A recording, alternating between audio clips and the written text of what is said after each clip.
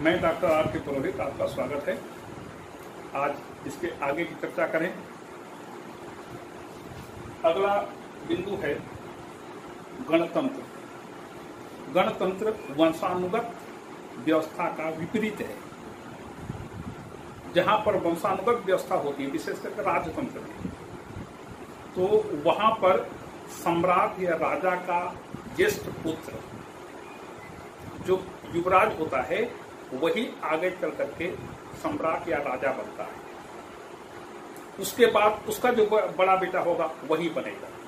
इसे वंशानुगत पद्धति कहते हैं। जैसे इंग्लैंड में वंशानुगत व्यवस्था की वंशानुगत पद्धति के अंतर्गत दो प्रकार की संस्थाएं हैं। एक है सम्राट या राजा का पद और दूसरा है लॉर्ड सभा, हाउस ऑफ लॉर्ड्स। लॉर्ड की उपाधि सम्राट जब किसी को देता है तो एक बार देने के बाद वह उस परिवार के लिए स्थायी हो जाता है। वह व्यक्ति अपने जीवन भर लॉर्ड की उपाधि का प्रयोग करेगा। उसके मृत्यु पर उसका बेटा लॉर्ड बन जाएगा, उसके बाद उसका बेटा लॉर्ड बन जाएगा। तो लॉर्ड की उपाधि भी वंशानुगत है।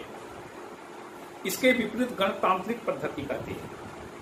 गणतांत्रिक पद्धति उसे कहते हैं जहां पर पूरे देश में कोई भी पद वंशानुगत आधार पर न स्थिर हुआ हो, जहां पर कोई भी पद आम जनता के लिए खुला होता है, उसे गणतंत्र कहते हैं, या उस व्यवस्था को गणराज्यिक पद्धति या गणराज्य कहते हैं। इसमें एक दो बातें प्रमुख है।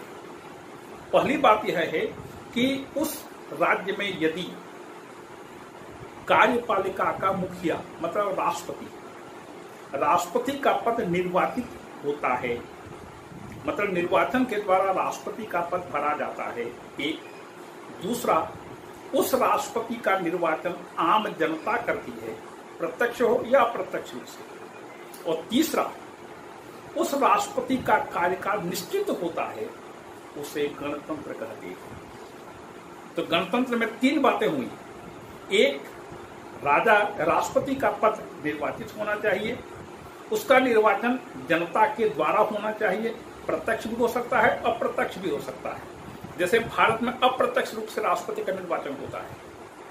और तीसरा, उसका कार्यकाल निश्चित होना चाहिए, 2 साल, 4 साल, 5 साल, 8 साल, जितना भी हो, हम उसे गणराज्य कहते हैं। तो ये गणराज्य हुआ। भारत एक गणराज्य है, फ्रांस गणराज्य है, अमेरिका गणराज्य है, इंग्लैंड जापान गणराज्य नहीं है। इसके आगे संप्रभुता। राजनीति विज्ञान का सर्वाधिक विवादास्पद और सर्वाधिक प्रमुख तत्व है संप्रभुता। संप्रभुता क्या है? संप्रभुता का मतलब सर्वोच्च शक्ति। संप्रभुता राज्य का प्राण है। जब तक प्राण न हो तब तक शरीर का कोई अर्थ नहीं है। जब तक प्राण है तब तक शरीर है। इसी प्रकार से जब तक संप्रभुता है तब तक राज्य का अस्तित्व होगा। जैसे ही संप्रभुता समाप्त हो जाएगी वैसे राज्य का अस्तित्व भी खत्म हो जाएगा। तो राजनीतिक विज्ञान के विचारकों ने एक शक्ति की कल्पना की और उस शक्ति को संप्रभुता का नाम दिया। राज्य की यह सर्वोच्च शक्ति होती है। प्रत्येक कानून पर उसकी स्वीकृति आवश्यक होती है। यह इसी को कहते हैं, कानून क्या है? संप्रभुता का या संप्रभु का आदेश कानून होता है।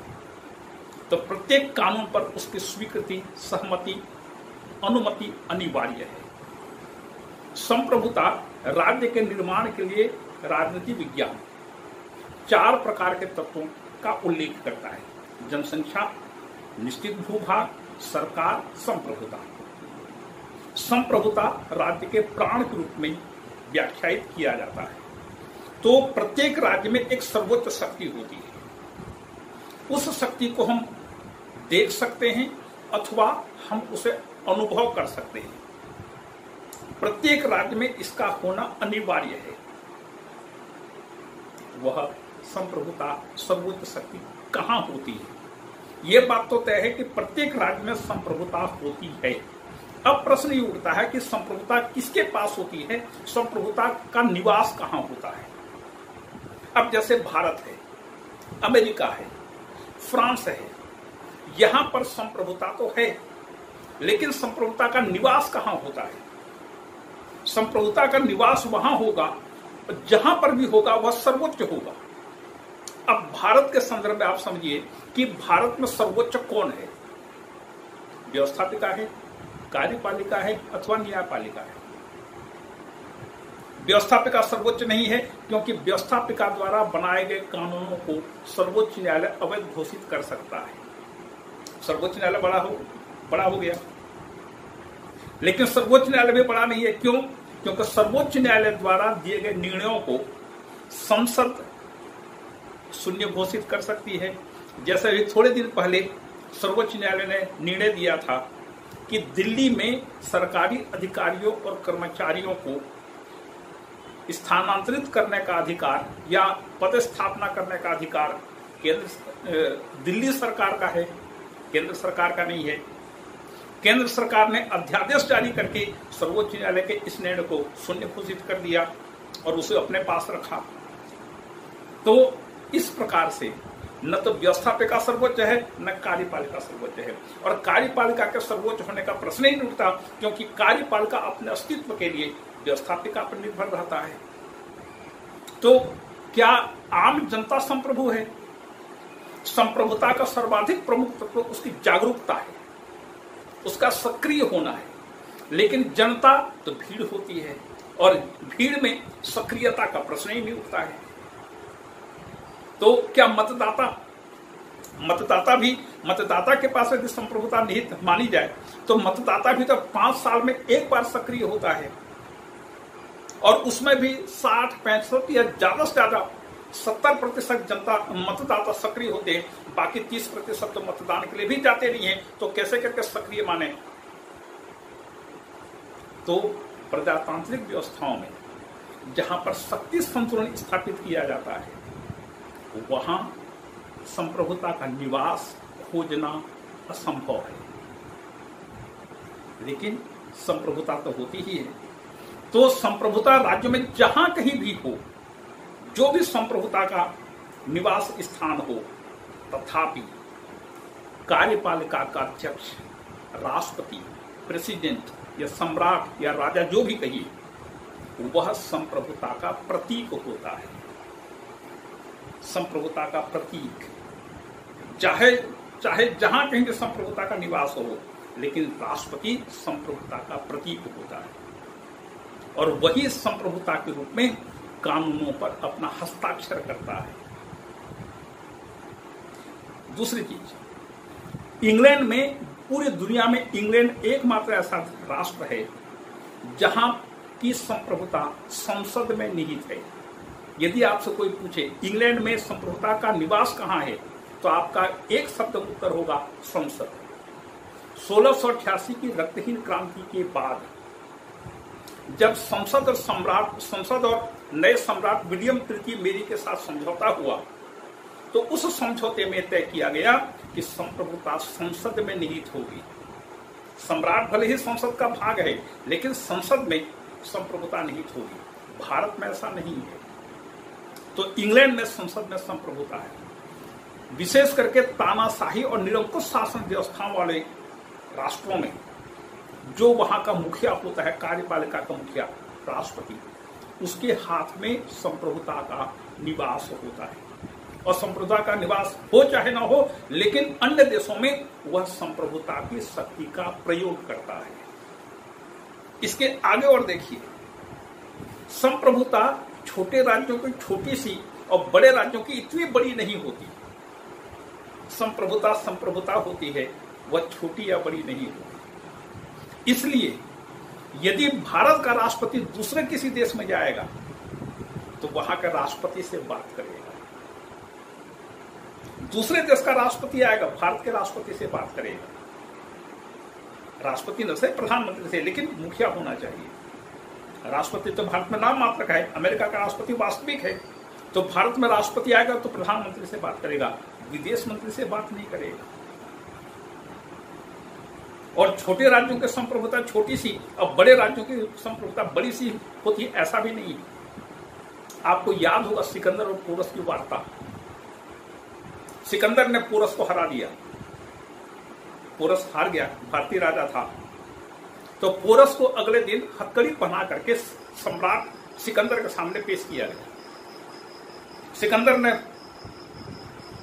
कहा, पोरस तुम्हारे साथ कौन सा व्यवहार किया जाए।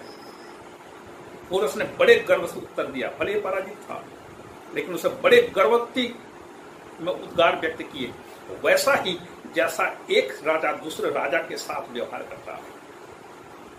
सिकंदर इस पोरस के इस उत्तर से इतना प्रसन्न हुआ कि उसने पोरस को न केवल मुक्त कर दिया, अपितु उसकी जीती हुई भूमि, जीता हुआ राज्य भी उसने वापस कर दिया। तो छोटे राज्यों की संप्रभुता छोटी, बड़े राज्यों की संप्रभुता बड़ी नहीं होती। संप्रभुता संप्रभुता होती है। जब छोटे छोटे राज्य मिलकर के बड़े राष्ट्र का निर्माण करते हैं, जैसे अमेरिका या अन्य संघात्मक देशों में, संप्रभुता केंद्र में होती है और राज्य स्वायत्तता का उपभोग करते हैं। केंद्र संप्रभुता की शक्ति का प्रयोग करती है, लेकिन केंद्र भी अकेले संप्रभुता की शक्ति का प्रयोग नहीं कर पाती, उसे राज्यों की सहायता लेनी पड़ती है। तो संघात्मक देशों में विशेष करके केंद्र में संप्रभुता होती है।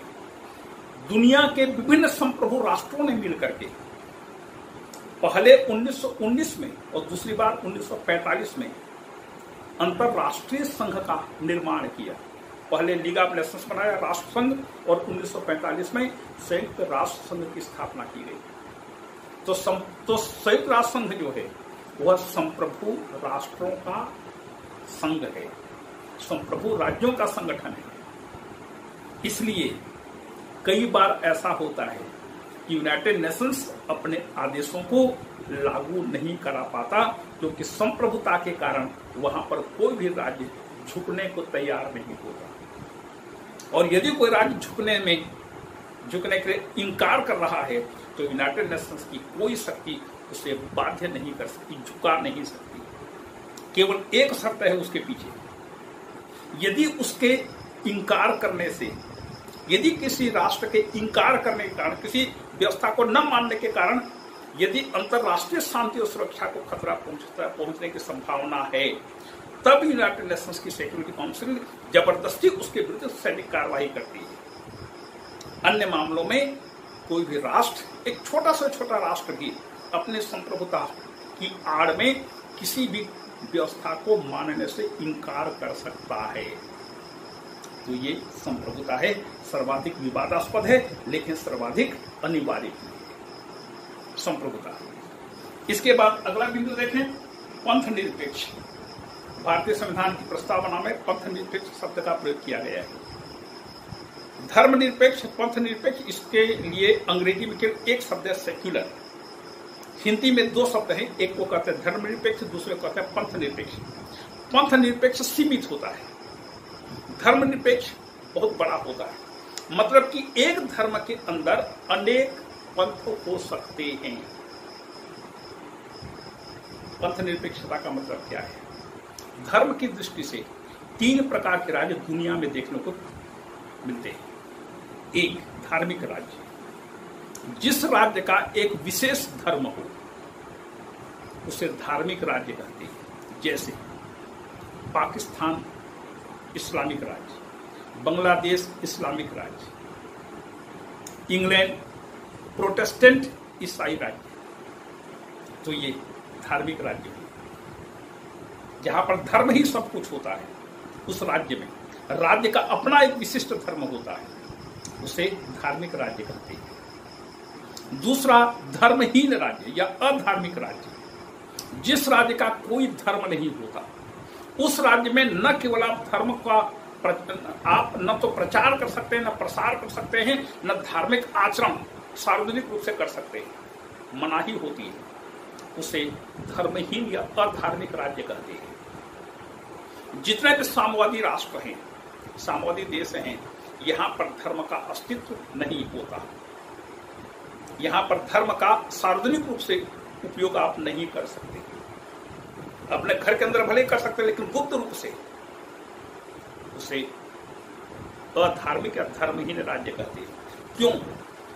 क्योंकि साम्यवाद का प्रतिपादक कार्ल मार्क्स ईश्वर के अस्तित्व को स्वीकार नहीं करता।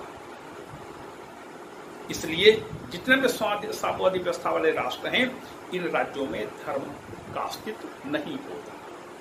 और तीसरा है धर्मनिरपेक्ष राज्य, जो सभी धर्मों के प्रति तटस्थता का भाव रखता है।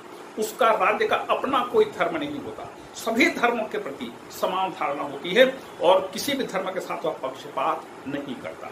उसे पंथ निरपेक्ष राष्ट्र कहते हैं। 1976 के 42वें संशोधन के अंतर्गत संविधान की प्रस्तावना में पंथ निरपेक्ष शब्द को जोड़ा गया। तो भारत सेक्युलर है, पंथ निरपेक्ष है, धर्म निरपेक्ष नहीं है, पंथ निरपेक्ष है। हिंदी में पंथ निरपेक्ष, अंग्रेजी में सेक्युलर। इसके बाद वयस्क मताधिकार, जहां पर एक निश्चित आयु से अधिक के प्रत्येक स्त्री पुरुष को बिना किसी भेदभाव के, धर्म, लिंग, जाति, वर्ग, वर्ण आदि के भेदभाव के बिना मताधिकार होता है, मत देने का अधिकार होता है, उसे वयस्क मताधिकार कहते हैं। दुनिया में आज की तिथि में प्रायः जितने भी राष्ट्र हैं जहां पर प्रजातांत्रिक व्यवस्थाएं हैं, प्रजातांत्रिक व्यवस्थाओं में वयस्क मताधिकार को स्वीकार किया गया है। एक लंबे समय तक केवल पुरुषों को मताधिकार प्राप्त था। प्रथम विश्व युद्ध के बाद के वर्षों में महिलाओं को भी मताधिकार दिया गया। यहां तक कि 1970 के पहले स्विट्जरलैंड में महिलाओं को मताधिकार भी नहीं था। 1970 में संविधान में संशोधन हुआ और उसके बाद फिर वहां पर महिलाओं को मताधिकार दिया गया। ये वयस्क मताधिकार हुआ। अगला बिंदु है उपचुनाव। उपचुनाव किसे कहते हैं? उपचुनाव मध्यावधि चुनाव। प्रजातांत्रिक देशों में एक निश्चित अवधि में, एक निश्चित समय में चुनाव होते हैं। व्यवस्थापिका का जो कार्यकाल होता है, उस कार्यकाल, वह कार्यकाल 4 साल, 5 साल, 2 साल, 6 साल इस प्रकार से होता है।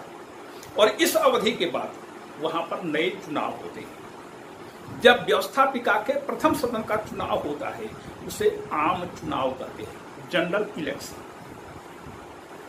मान लीजिए उस देश की उस सदन को, जिसे मान लीजिए 5 वर्ष के लिए चुना गया था, 5 वर्ष के पहले यदि उसको विघटित कर दिया जाता है और नए निर्वाचन का आदेश दिया जाता है, तो उसे मध्यावधि चुनाव कहते हैं। 5 साल, एक निश्चित अवधि को पूरा किए बिना यदि सदन को विघटित करके नए चुनाव का आदेश दिया जाता है, तो उसे मध्यावधि चुनाव कहते हैं, मिड टर्म इलेक्शन। और उपचुनाव क्या है? जैसे हमने अपने प्रतिनिधि को 5 साल के लिए निर्वाचित करके भेजा, यदि 5 साल के पहले वह त्याग पत्र दे देता है या उसकी मृत्यु हो जाती है या किसी कारण से वह अपने पद से संबंधित दायित्वों का निर्वाह करने में अक्षम हो जाता है, तो उस सीट को भरने के लिए जो चुनाव कराए जाते हैं उसे उपचुनाव कहते हैं, सब इलेक्शन कहते हैं।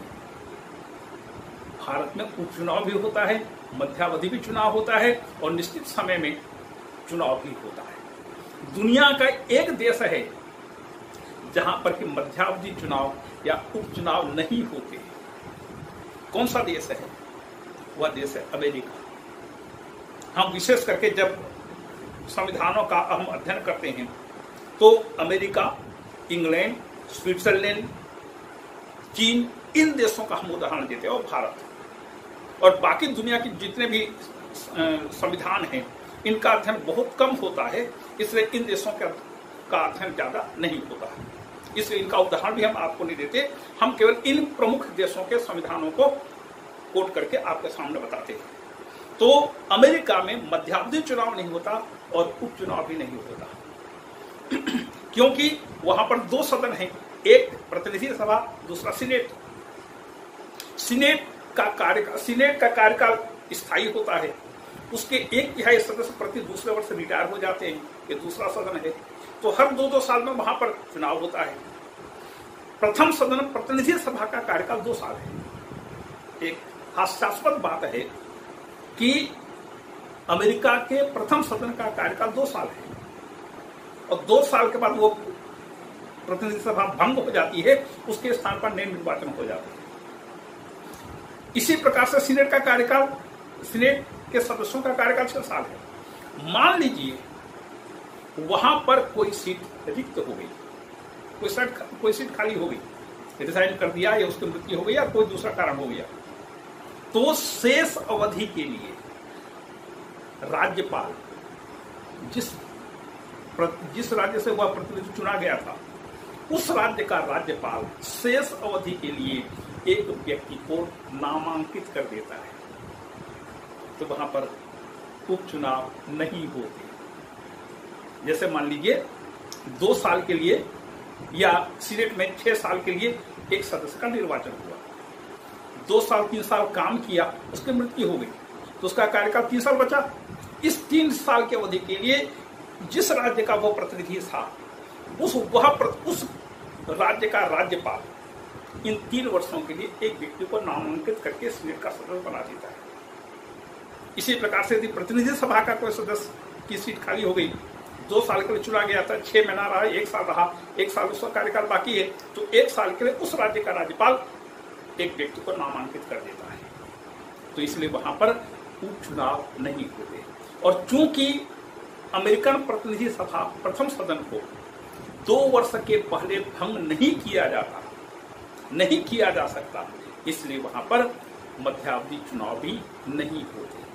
लेकिन भारत, इंग्लैंड जैसे प्रजातांत्रिक देशों में, कनाडा, ऑस्ट्रेलिया जैसे प्रजातांत्रिक देशों में उपचुनाव भी होते हैं, मध्यावधि चुनाव भी होते हैं और समयबद्ध समयबद्धता के कारण वहां पर आम चुनाव होते हैं। इसके बाद अनुपातिक प्रतिनिधित्व प्रणाली।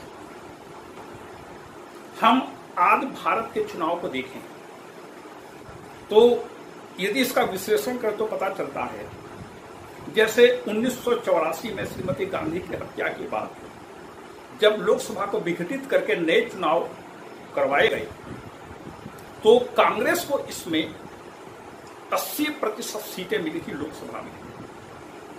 लेकिन उसको जब मतदाताओं की संख्या का योग किया गया, तो मतदाताओं ने लगभग पूरे देश के 45% मतदाताओं ने कांग्रेस को वोट दिया। देखिए, 45% वोट पा करके कांग्रेस ने 80% स्थानों पर विजय प्राप्त की। 45%, 80%, कितना अंतर है। बीजेपी को 2 सीटें मिली थी लोकसभा में, केवल 2 सीटें, लेकिन उसको लगभग 15 से 20% वोट मिले थे, 12 या 15% उसको वोट मिले थे। तो ये निर्वाचन की बुराई है, भारतीय निर्वाचन व्यवस्था में एक कमी है। और आगे देखिए, मान लीजिए किसी निर्वाचन क्षेत्र में 10 लाख मतदाता है, 10 लाख मतदाताओं में से लगभग 6 लाख मतदाताओं ने वोट दिया, 4 लाख अलग हो गए। इन 6 लाख मतदाताओं में से 15 लोग खड़े हुए चुनाव में, एक उम्मीदवार जो विजयी घोषित हुआ उसको 2 लाख मत मिले, 2 लाख।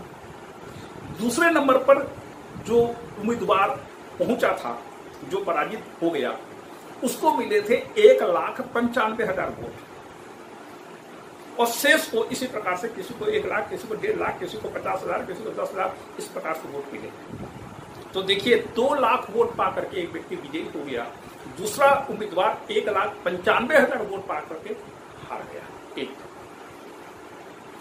2 लाख लोग, 2 लाख मतदाताओं ने जिसको वोट दिया, उसको, वह तो केवल 2 लाख लोगों का प्रतिनिधि है ना, बाकी 8 लाख मतदाताओं का प्रतिनिधित्व कौन करेगा?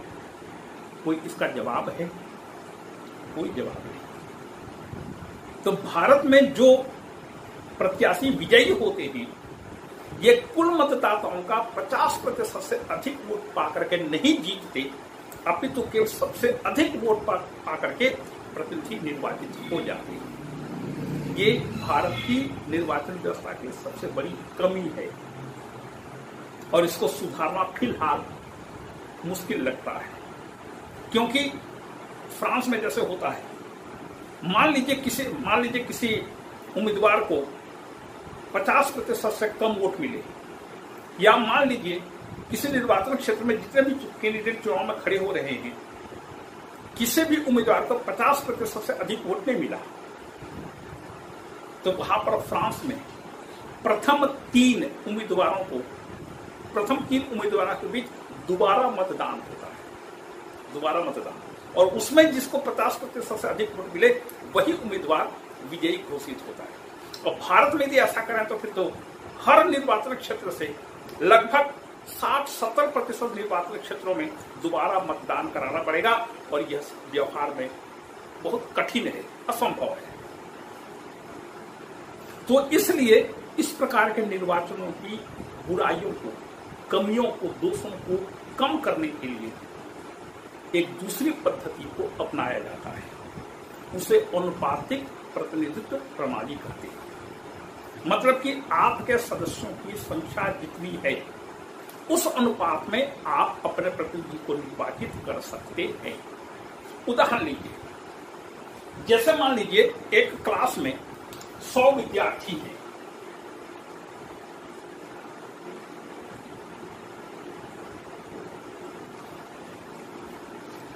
एक क्लास में 100 विद्यार्थी हैं, छात्रों की संख्या 60 है, छात्राओं की संख्या 40 है। यहां से 10 प्रतिनिधियों को निर्वाचित किया जाना है, 10 प्रतिनिधि, और चर्चा होती है और ये नियम बनाया जाता है, जिसको भी 10 वोट से अधिक मिलेंगे वही विद्यार्थी निर्वाचित घोषित होगा। परिणाम क्या होगा कि यहां पर 60 विद्यार्थी हैं, 60 छात्र हैं, 40 छात्राएं हैं, तो परिणाम यह होगा कि छात्रों की संख्या अधिक होने के कारण पूरे के पूरे 10 व्यक्ति केवल छात्रों से 10 विद्यार्थी चुन लिए जाएंगे, और छात्राओं की संख्या 40 होने के बावजूद उनका एक भी उम्मीदवार विजयी घोषित नहीं हो पाएगा। छात्र ज्यादा हैं, इसलिए छात्रों के प्रतिनिधि सबके सब निर्वाचित हो जाएंगे, छात्राओं का एक भी प्रतिनिधि निर्वाचित नहीं होगा। लेकिन मान लीजिए अनुपातिक प्रतिनिधि प्रणाली को लागू किया जाता है, तो वहां पर जितने भी नियम बना दिया जाएगा कि इतने प्रतिनिधि, इतना वोट पाने पर कोई प्रतिनिधि निर्वाचित घोषित होगा, तो जिसको भी 10 वोट मिलेंगे वो निर्वाचित घोषित हो जाएगा, या 11 वोट जिसको मिलेंगे वो निर्वाचित घोषित हो जाएगा। तो इसका परिणाम ये होगा कि 6 प्रतिनिधि यदि छात्रों से निर्वाचित होंगे तो 4 छात्राओं को भी निर्वाचित घोषित किया जाएगा, या 4 छात्राएं भी निर्वाचित हो जाएंगी। ये अनुपातिक प्रतिनिधित्व प्रणाली का उद्देश्य है।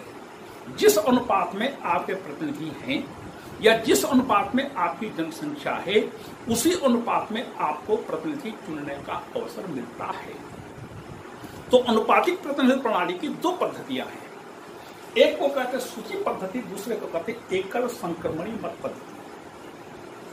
सूची पद्धति अमेरिका में राष्ट्रपति के निर्वाचन के लिए जिस निर्वाचक मंडल का गठन किया जाता है वो पद्धति सूची पद्धति है, और भारत में एकल संक्रमणी मत पद्धति को लागू किया गया है।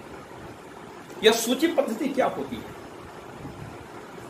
सूची पद्धति में पूरा राष्ट्र, पूरा एक राज्य, एक पूरा स्टेट एक निर्वाचन क्षेत्र होता है।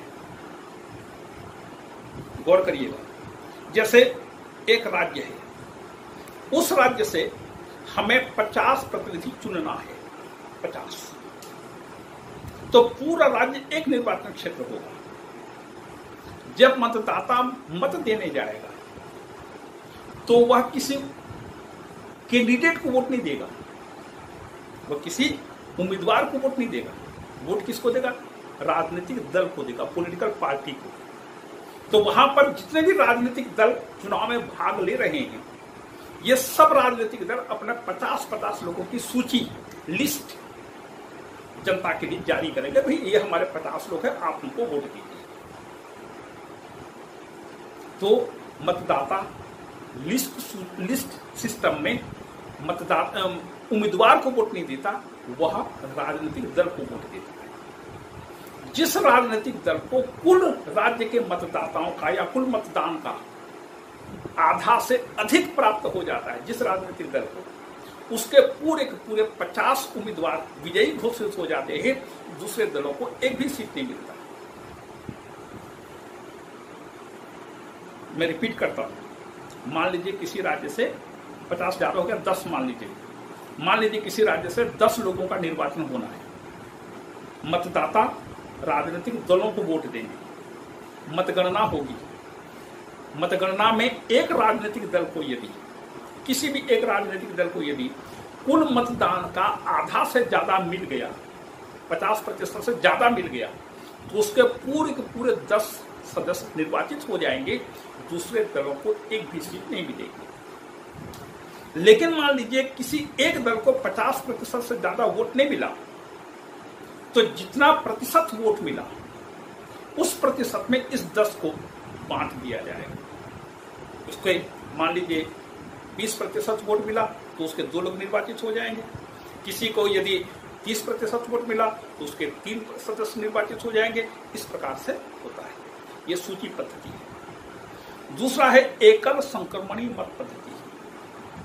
राष्ट्रपति, उपराष्ट्रपति, राज्यसभा और विधान परिषद, इन चारों संस्थाओं के निर्वाचन के लिए एकल संक्रमणी मत पद्धति को अपनाया गया है। इसमें क्या होता है कि विजयी होने के लिए एक निश्चित मात्रा में वोट प्राप्त करना पड़ता है। जिसको उतना वोट मिल गया वह विजयी घोषित होता है। एक, यदि उसको आवश्यकता से ज्यादा वोट मिले तो अतिरिक्त वोट को दूसरे ऐसे उम्मीदवारों को बांटा जाता है जो निर्धारित कोटा प्राप्त नहीं किए। बहुत जटिल पद्धति है, लेकिन इसी तरीके से एकल संक्रमणी मत पद्धति के अंतर्गत चुनाव होते हैं। इसका सबसे बड़ा लाभ यह है कि एकल संक्रमणी मत पद्धति में किसी भी मतदाता का वोट बेकार नहीं जाता। ये एकल संक्रमणी मत पद्धति है। राष्ट्रपति का चुनाव भारत में, उपराष्ट्रपति का चुनाव, इसके संदर्भ में इसकी चर्चा हो चुकी है और आगे जब राज्यसभा के लिए कभी आवश्यकता पड़ी तो इसके अलग से वीडियो बनाया जा सकता है। तो ये अनुपातिक प्रतिनिधित्व प्रणाली, इसी के साथ आज की चर्चा समाप्त हुई। आगे फिर देखेंगे।